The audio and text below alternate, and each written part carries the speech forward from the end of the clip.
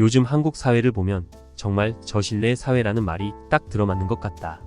사람들끼리의 신뢰가 바닥을 치고 있고 이게 얼마나 무서운 환경인지 점점 실감하게 된다. 예를 들어 차를 타고 도로를 나가면 블랙박스 없는 차를 보기가 어렵다. 왜냐고? 서로를 믿지 못하니까. 사고라도 나면 누가 잘못했는지 증명하려고 싸움부터 나고 억울하게 책임을 떠안기지 않으려는 마음에서 블랙박스가 필수가 됐다. 이제는 블랙박스 없이 운전하는 게 마치 방탄조끼 없이 전쟁터에 나가는 것처럼 느껴질 정도다. 그런데 블랙박스만 봐도 알 수 있는 이 불신 사회가 다른 곳에서도 확연히 드러난다. 요즘 뉴스를 보면 성범죄 관련 이야기가 끊이질 않는다. 그런데 더 놀라운 건 그 속에 무고죄라는 단어가 자주 나온다는 거다. 무고죄, 즉 거짓말로 성범죄 피해를 주장하며 누군가에게 누명을 씌우는 일. 일본에 비해 한국은 성범죄 무고죄 건수가 무려 30배나 많다고 한다.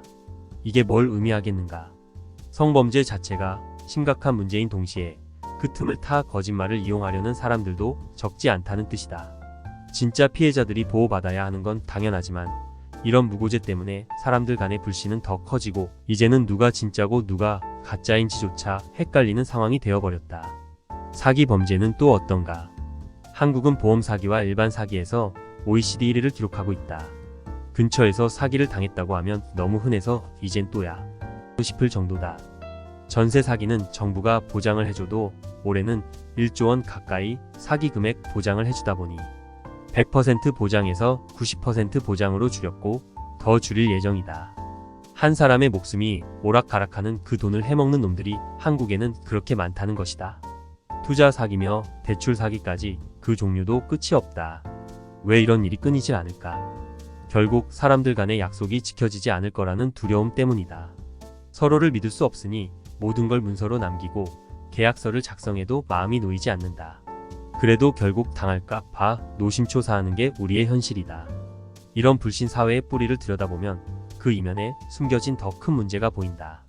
10년 전 통계에 따르면 지하 경제 규모를 기준으로 20대와 30대 여성 중 약 200만 명이 성매매에 종사했다고 한다.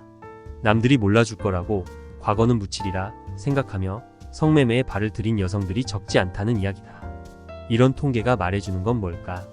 신뢰가 없는 사회에서는 자신의 과거도 타인의 과거도 쉽게 덮이고 모두가 진실을 외면한 채 살아간다는 사실이다.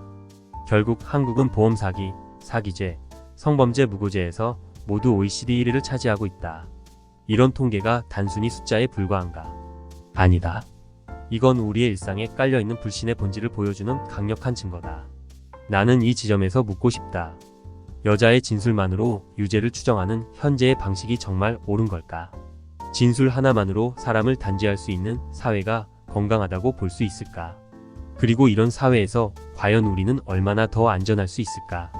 과연 이 불신의 사슬을 끊어낼 방법은 존재할까?